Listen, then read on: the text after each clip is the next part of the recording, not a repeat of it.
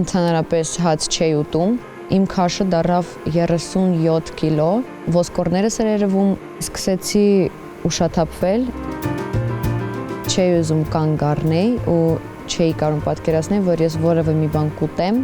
Նայում էի հայլու մեջ, ինձ շատ էր դուր գալիս ամեն ինչ ես տեսնում էի, բայց մեջից մարմինս ուղղակի քանդվում էր ու ես ուզում էի, որ այդ ամենաբարդ կետից ինձ ինչ-որ մեկը վերցնի ու փրկի։ Ես սպասում էի այդ փրկության։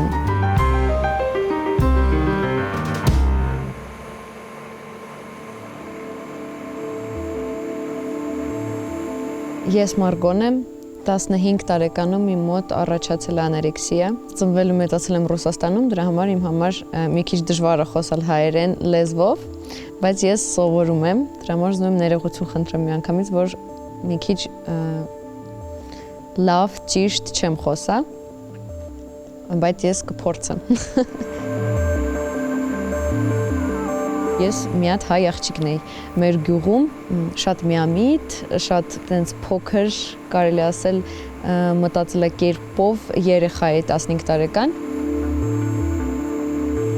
Միշտ ինձ անկարևոր եմ զգացել, չեմ զգացել սեր իմ հանդեպ։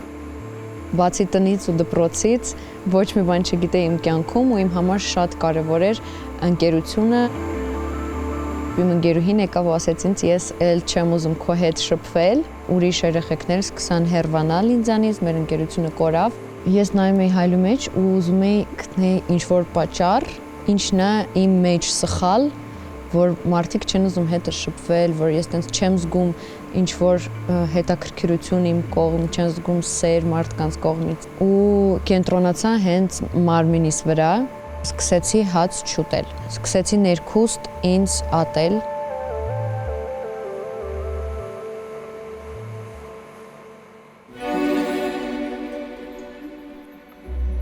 Հիմնականում ուշաթափվում էի լողանալուց, որովհետև գոլոշիի պատճառով չէի կարողանում վերահսկել ինձ, ծնողներս ինձ դուրս էին հանում լողարանից, իրանք վախեցած էին, իրանք չգիտեին ինչ հետս անել։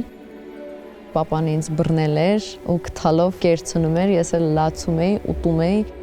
ինքս ինձնից զզվում էի, որ ես ուտում եմ ու կուլ եմ տալիս այդ ուտելիքը, ու մի պահ ես հասկացա, որ ես դա չարությունից եմ անում, ու իմ դուրը գալիս է, որ իրանք էլ են իրանց վազգում։ Սկսեցի անենց հագնվել, որ ոսկորներս երևա, որ մարդիկ տեսնեն,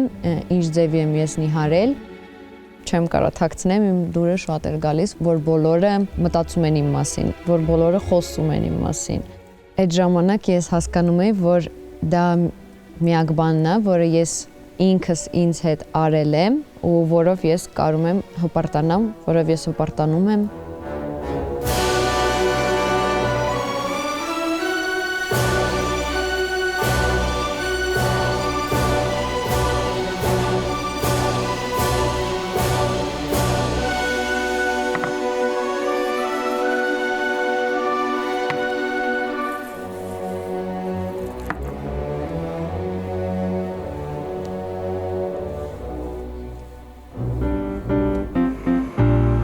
Իմ կյանքի կեսը արդեն վատ էր անցել, ես հասկացա, որ ես չեմ ուզում այն մյուս կեսն էլ նույն ձևի անցնի։ Հասկացա, որ ես ուզում եմ ապրել ու սկսեցի շատ աշխատել իմ մտքերի հետ, կենտրոնացնել իմ մտքերը դրականի վրա, շատ գրքեր կարդալ։ Եկա Հայաստան, տեսա ինչ մեծ աշխարհ է, ինչ տարբեր մարդիկ կան, աշխարհը չի վերջանում այդ փոքր գյուղով ու հասկացել եմ, որ առաջի հերթին ես չպետք է նայեմ հայլու մեջ ու տեսնեմ մարմին, առաջի հերթին ես պետք է մտածեմ իմ առողջության մասին։ Ես հիմա կյանքում ունեմ այն հանգստությունը, այն բալանսը, որի համար ես երազել եմ։ Ուզում եմ ասեմ 15 տարեկան Մարգոյին, որ դու ներքուստ շատ սիրուն ես։ Թույլ մի տուր ինչ-որ մեկը կոտրի քո ինքնավստահությունը։ Քեզ սպասում է շատ հետաքրքիր երջանիկ կյանք։ Ուղղակի դու պիտի ուզես։ Արդեն մի տարի է պարապում եմ ու չեմ տեսնում իմ կյանքը առանց մարզասրահի, առանց սպորտի։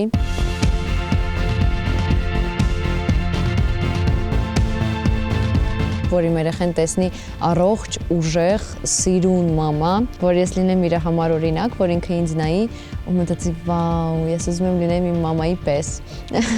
որ ինքը իր կյանքը չծախսի իմ պես 8 տարի, մտածելով կարելի է ինչ-որ մի բան ուտել, թե չի կարելի, որ ինքը կարողանա ծնված օրվանից հասկանա ինչա ճիշտ սնվելը, ինչա իր առողջությունը, ինչքան դա կարևոր է ու իր ուշադրությունը ավելի կարևոր բաների վրա կենտրոնացնի։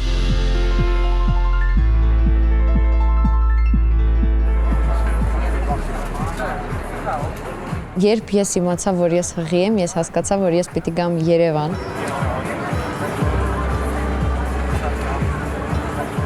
Ես ուրախ եմ, որ իմ երեխան կմեծանա անվտանգ միջավայրում։ Ես տեսնում եմ ինչպեսի վերաբերմունք կա այստեղ երեխաների հանդեպ ու դա իմ դուրս շատ է գալիս։ Ես պատրաստ եմ լիքը երեխա ունենալ։